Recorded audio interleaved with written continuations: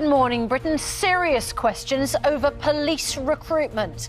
An exclusive Good Morning Britain investigation reveals hundreds of officers are on our streets who should not have passed the vetting process. On the day, the government is expected to announce it has hit its target of hiring 20,000 more officers. We reveal the inconsistencies in recruitment across police forces in England and Wales, and we asked the Home Secretary, Suella Braverman, about our findings when she joins us live after 8 this morning. The Prime Minister says the next 24 hours are absolutely critical for the evacuation of British civilians out of Sudan. Overnight, a second rescue flight touched down in Cyprus, bringing women, children and the sick and elderly to safety. But with thousands remaining in the country, it's a race against time as fears grow over how long the ceasefire will hold. And it's thought that a third flight is due to arrive here at Larnaca Airport very soon, which would mean a total of around 260 British nationals getting to safety here in Cyprus, with more flights expected to land here throughout the day. Battle of the Brothers. Harry alleges Prince William made his own hacking claim against the tabloids and settled secretly out of court for a very large sum of money, despite being told to drop his own case against the papers. Yeah, go on, Janice. It's done. Last couple of cues. Yes! Grubs up. It was the return of the eating trials for the celebs in the jungle. But which campmates made a meal of it, and which old foes could now be firm friends? And from the Corrie Cobbles to trying out tap dancing, why did Les Dennis once turn down the offer of a bottom double from Ricky Gervais? All will be revealed after 8. A chilly start first thing with some decent spells of sunshine, then clouding over from the west with rain and a few showers for good measure. I'll have all the details of that and more coming up on Good Morning Britain. Wednesday, 26th of April, 2023.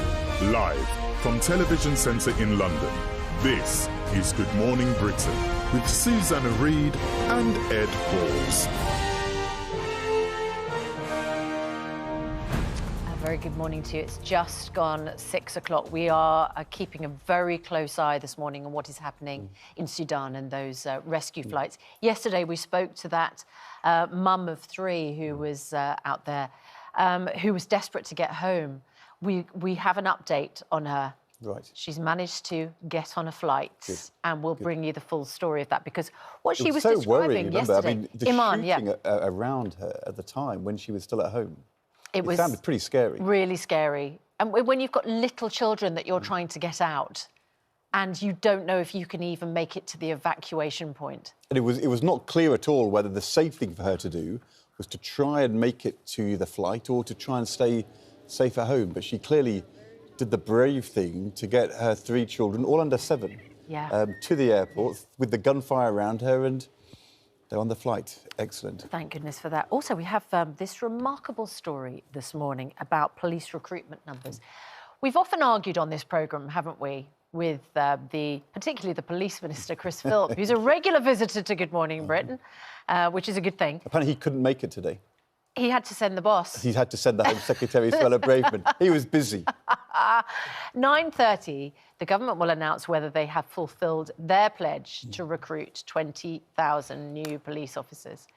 Of course, there is an argument about the figures, isn't there? Because in 2010, we had 150,000 police officers in post in England and Wales, and over the course of the next few years, those numbers went down. So a number of people say, well, you're only bringing the numbers back up. It was a 2010 spending review when Theresa May was the Home Secretary, David Cameron was the Prime Minister. And in that spending review, although they had increasing money for the National Health Service and for schools and tight budgets elsewhere, there was a 20% cut in police funding over that spending review. And so in that first period, there was a big fall in police numbers. And but at the time, it was very controversial to see a big fall in police numbers. Yes. Ever since then, the government's been trying to get them back up again. Yeah, and of course, so those numbers don't exactly, you couldn't describe them as extra police officers because it looks like they're just filling the gap. But we'll talk to the Home Secretary about that.